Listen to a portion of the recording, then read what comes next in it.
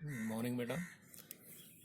ਅੱਜ ਦਾ ਜਿਹੜਾ ਟੌਪਿਕ ਹੈ ਸਾਡਾ ਉਹ ਹੈ magnetic field on equatorial line of bar magnet. ਇਹਦੇ ਲਈ ਮੰਨ ਲਓ ਇਹ ਸਾਡੇ ਕੋਲ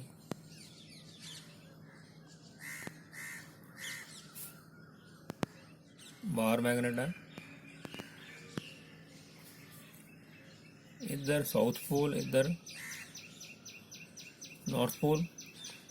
ਇਹਦੀ ਲੈਂਥ ਜਿਹੜੀ ਆ ਆਪਾਂ ਕੰਸੀਡਰ ਕਰ ਲਈ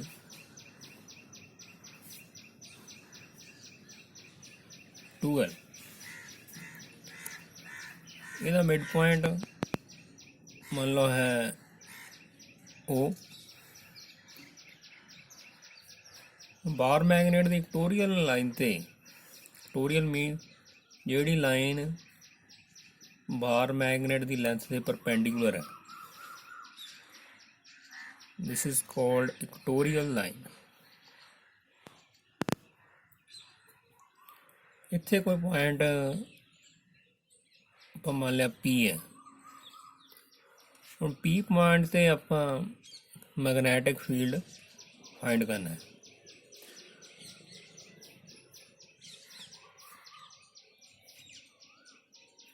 P ਨੂੰ S ਨਾਲ ਜੁਆਇਨ ਕਰ ਦਿਓ ਤੇ P ਪੁਆਇੰਟ ਨੂੰ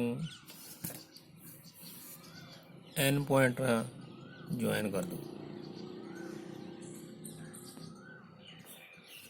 ਹੁਣ ਮੰਨ ਲਓ P ਪੁਆਇੰਟ ਤੇ ਬਾਰ ਮੈਗਨੇਟ ਦੇ ਨਾਰਥ ਪੋਲ ਕਰਕੇ ਜਿਹੜਾ ਮੈਗਨੈਟਿਕ ਫੀਲਡ ਹੈ ਉਹ ਹੈ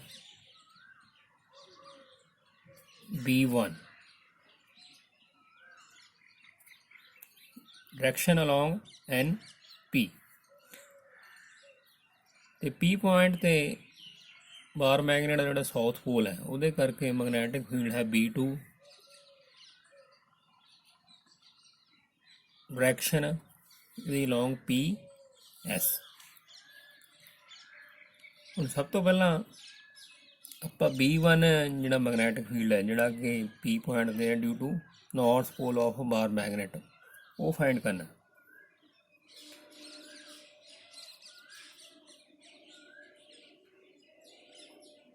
P1 is equal to mu naught over 4 pi m over P point दी n नॉर्थ पोल तो जी डिस्टेंस है NP distance square traction along NP।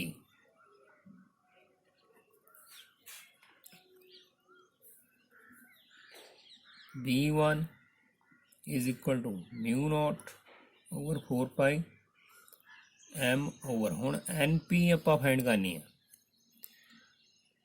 S point ਨੂੰ N ਪੁਆਇੰਟ ਦੇ ਨਾਲ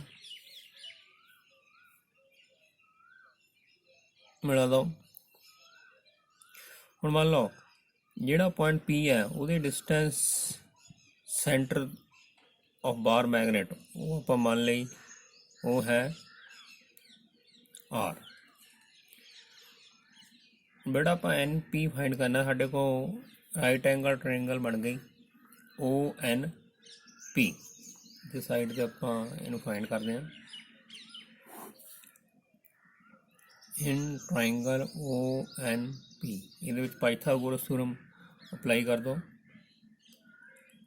NP square is equal to ON square plus OP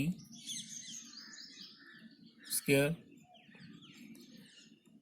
ON ਸਾਡੇ ਕੋਲ ਜਿਹੜਾ ਕਿ ਹਾਫ ਲੈਂਥ ਹੈ ਬਾਰ ਮੈਗਨੇਟ ਦੀ, ਜੇਕਰ ਟੋਟਲ ਲੈਂਥ 2L ਹੈ ਤਾਂ ਹਾਫ ਲੈਂਥ ਹੋ ਗਈ L ਸਕੁਅਰ ਪਲਸ OP ਇਹ ਸਾਡੇ ਕੋਲ R ਦੇ ਇਕੁਅਲ ਹੈ।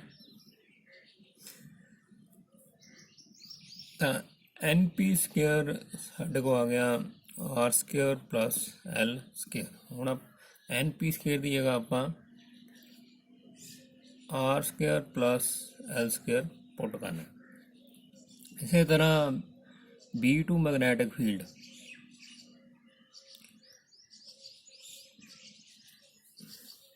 B2 मैग्नेटिक फील्ड की है, magnetic field at point P due to south pole of bar magnet. ਇਹਦੀ ਵੈਲਿਊ ਸਾਡੇ ਕੋਲ ਆਏਗੀ μ0 over 4 pi m over P point ਦੀ S ਤੋਂ distance SP square.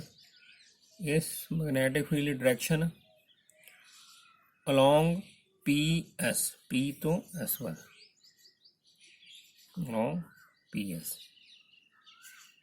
μ0 over 4 pi m over SP square. ਜਦੋਂ find ਕਰਨਾ ਤਾਂ ਸਾਡੇ ਕੋਲ ਇਹ ਰਾਈਟ ਐਂਗਲ ਟ੍ਰਾਇੰਗਲ ਬਣ ਗਈ OSP। ਇਹਦੇ ਵਿੱਚ ਪਾਈਥਾਗੋਰਸ ਥਿਊਰਮ ਜਦੋਂ ਆਪਾਂ ਅਪਲਾਈ ਕਰਾਂਗੇ ਫਿਰ ਸਾਡੇ ਕੋਲ SP ਸਕੇਅਰ ਦੀ ਵੈਲਿਊ ਜਿਹੜੀ ਹੈ ਉਹ NP ਸਕੇਅਰ ਦੇ ਬਰਾਬਰ ਹੀ ਆ ਜਾਏਗੀ, that is R square plus L square. ਹੁਣ ਦੇਖੋ ਸਾਡੇ ਕੋਲ ਮੈਗਨੈਟਿਕ ਫੀਲਡ ਦੀਆਂ ਦੋ ਵੈਲਿਊਜ਼ ਆ ਗਈਆਂ, B1 ਜਿਹੜਾ ਕਿ ਪੁਆਇੰਟ P ਤੇ ਹੈ due to north pole of bar magnet, ਤੇ B2 ਜਿਹੜਾ ਪੁਆਇੰਟ P ਤੇ ਹੈ due to south pole of bar magnet. Let B equatorial, ਆਪਾਂ ਇਹ ਮੰਨ ਲਿਆ ਕਿ B ਇਕੁਟੋਰੀਅਲ ਕੀ ਹੈ,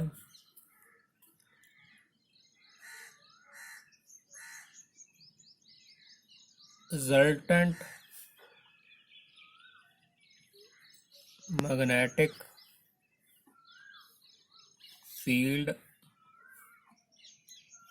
at point P due to bar magnet।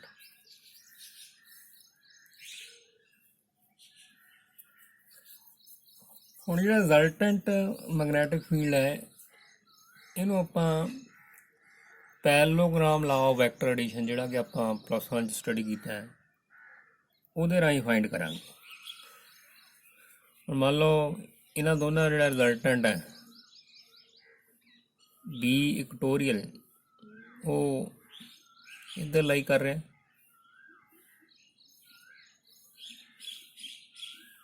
ਇੱਥੇ ਆਪਾਂ ਪੈਰਲੋਗ੍ਰਾਮ ਬਣਾਵਾਂਗੇ।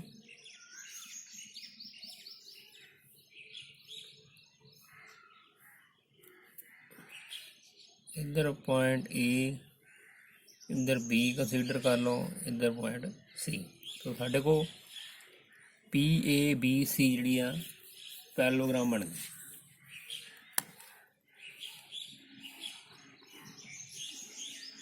अप्लाई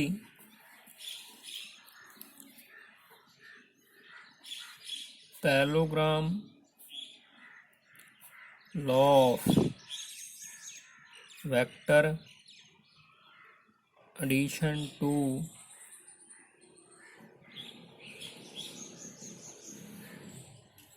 पैरेललोग्राम साढ़े को है PABC। Parallelogram law of vector addition च ਆਪਾਂ ਇਹ ਪੜਿਆ ਸੀਗਾ ਕਿ ਜੇਕਰ ਦੋ ਵੈਕਟਰ ਪੈਰਲੋਗ੍ਰਾਮ ਦੀਆਂ ਦੋ ਸਾਈਡ ਤੇ ਅਲੋਂਗ ਹੈਗੇ ਆ ਤਾਂ ਉਹਨਾਂ ਦਾ ਰਿਜ਼ਲਟੈਂਟ ਜਿਹੜਾ ਪੈਰਲੋਗ੍ਰਾਮ ਦੇ ਡਾਇਗਨਲ ਦੇ ਅਲੋਂਗ ਹੋਏਗਾ। ਸਭ ਤੋਂ ਪਹਿਲਾਂ ਇਹਦੀ ਸਾਈਡ ਜਿਹੜੀ PA ਹੈ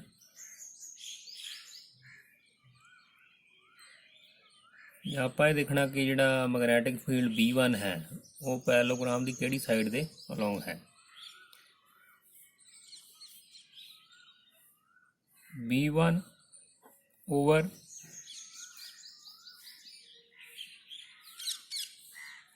ਇਹ ਪੈਰਲੋਗ੍ਰਾਮ ਦੀ ਸਾਈਡ PA ਦੇ ਅਲੋਂਗ ਹੈ ਤਾਂ ਆਪਾਂ ਇਹਨੂੰ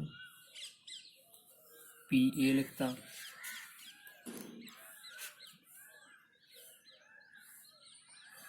दिस इज इक्वल टू ਜਿਹੜਾ ਮੈਗਨੈਟਿਕ ਫੀਲਡ B2 ਹੈ ਉਹ ਪੈਰਲੋਗ੍ਰਾਮ ਦੀ ਸਾਈਡ PC ਦੇ ਅਲੋਂਗ ਹੈ। B2 over BC is equal to ਹੁਣ ਰਿਜ਼ਲਟੈਂਟ ਜਿਹੜਾ ਮੈਗਨੈਟਿਕ ਫੀਲਡ ਹੈ B1 ਤੇ B2 ਦਾ B ਇਕੁਟੋਰੀਅਲ ਉਹ ਪੈਰਲੋਗ੍ਰਾਮ ਦੀ ਸਾਈਡ ਜਾਂ ਡਾਇਗਨਲ ਜਿਹੜਾ ਹੈਗਾ बी दे लॉन्ग इत्थे लिखना B equatorial this is long side P B. आप parallelogram law of vector addition apply करता। इस तो बाद ਆਪਾਂ ਇਹ ਦੇਖਣਾ ਕਿ ਇਹ ਜਿਹੜੀਆਂ ਸਾਈਡਸ ਹੈਗੀਆਂ ਪੀ ਏ ਇਹ ਬਾਰ ਮੈਗਨੇਟ ਦੀ ਕਿਹੜੀ ਸਾਈਡ ਹੈ ਜਿਹਦੇ ਅਲੋਂਗ ਇਹ ਪੈਰਲਲ ਹੈ। ਦੇਖੋ ਪੀ ਏ ਇਹ ਪੈਰਲਲ ਹੈ ਐਨ ਪੀ ਦੇ, ਤਾਂ ਆਪਾਂ ਐਨ ਪੀ ਲਿਖਾਂਗੇ ਇਹਦੀ ਜਗ੍ਹਾ। B two P C side ਜਿਹੜੀ ਆ ਉਹ पी एस दे पैरेलल है।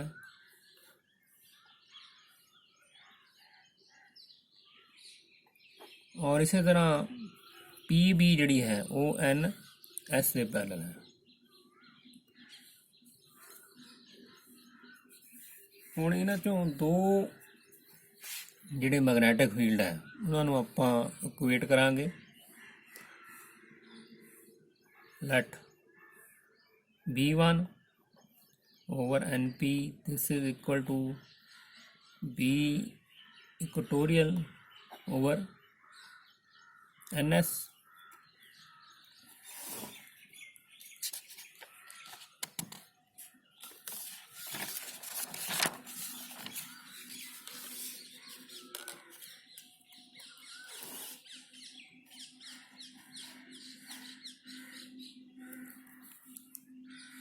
Therefore B equatorial this is equal to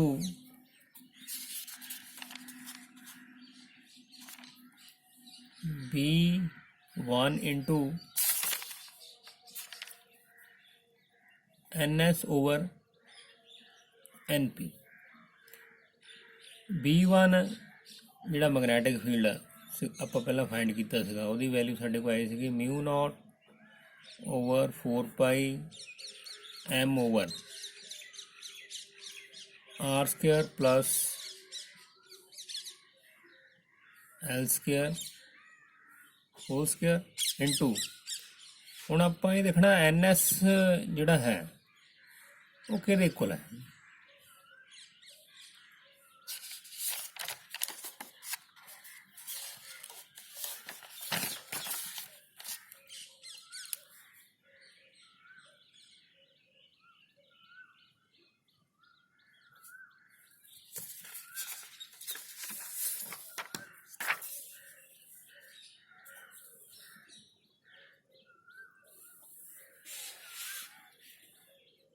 N S देखो एन एस साढ़े को बार मैगनेट की लैंथ इक्वल है, इनू आप 2L पुट करांगे।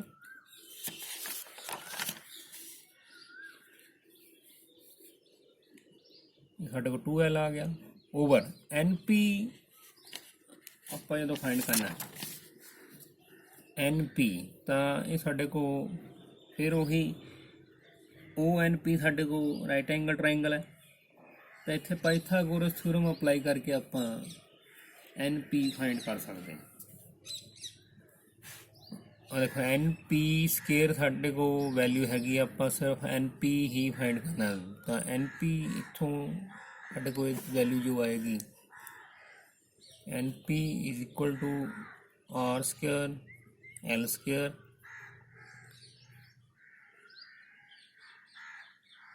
Under root.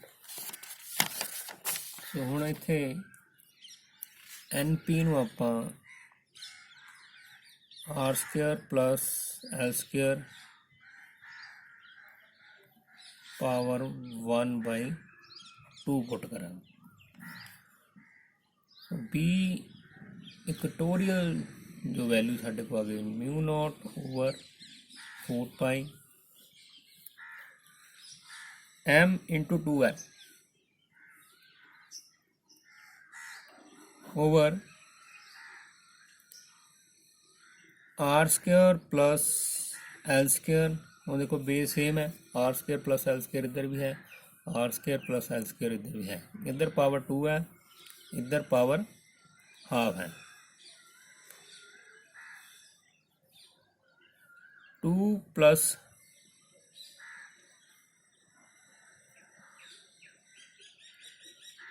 1/2।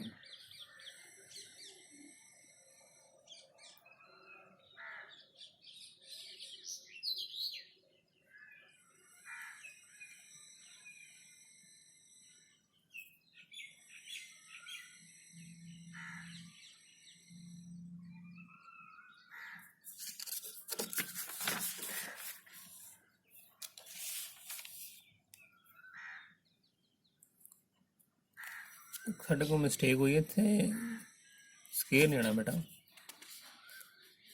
B1 ਦੀ ਵੈਲਿਊ ਜਿਹੜੀ ਆਪਾਂ ਦੁਬਾਰਾ ਫਿਰ ਦੇਖਦੇ ਸਾਡੇ ਕੋਲ ਜਾਈ ਸੀ B1 r² + l² ਸੀਗਾ। तो इत्थे स्केयर नहीं आएगा, इत्थे पावर आएगी 1। तो इधर भी साढ़े को 1 + ½ μ0/4π m × 2l। ये आगे मैग्नैटिक डाइपोल मूवमेंट तो साइड से आप लिखते हैं because m × 2l magnetic strength into length of dipole. ये मैग्नैटिक डाइपोल मूवमेंट m ਦੇ ਇਕੁਅਲ ਹੁੰਦਾ ਹੈ। ਤਾਂ ਇਹਨਾਂ ਦਾ ਪ੍ਰੋਡਕਟ ਜਿਹੜਾ ਆਪਾਂ ਕੈਪੀਟਲ M ਪੁੱਟ ਕਰਤਾ, r² + l² ਪਾਵਰ 1 + ½ 3/2 ਹੋ ਜਾਏਗੀ। r² + l² power 3/2। तो ये साढ़े को magnetic field on equatorial line of bar magnet ਉਹਦੇ ਲਈ ਇਹ ਸਾਡੇ ਕੋਲ ਇਹ ਵੈਲਿਊ ਆ ਗਈ। ਹੁਣ ਇਹਦਾ ਸਪੈਸ਼ਲ ਕੇਸ ਆਪਾਂ ਡਿਸਕਸ ਕਰਨਾ। when magnet is of short length, जेकर मैगनेट की लेंथ शॉर्ट है तो आप एल नूं नगलैक्ट कर सकते हैं। तो आप इक्वेशन नंबर 1 में एल नूं 0 पुट करना। Put L = 0 in equation number 1। B इक्टोरियल = μ0/4π m/r² + 0 power 3/2। B इक्टोरियल = μ0/4π m/r² into power 3/2। 2 ना 2 कैंसिल हो गया। तो B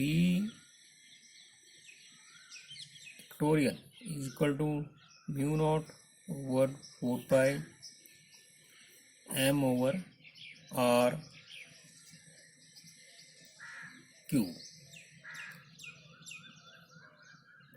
ਜਦੋਂ मैगनेट की लेंथ शॉर्ट है तो वो मैग्नैटिक फील्ड μ0/4π M/r³ आ गया।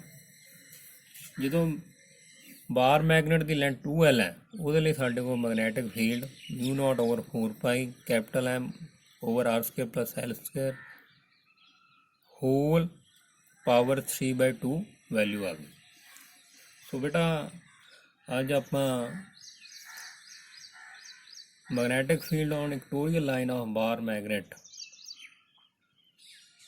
ये आप टॉपिक किया। ये रिगार्डिंग जे थोड़ी कोई डाउट है तो मैनू कॉल करके पूछ सकते हो। Thank you and have a nice day.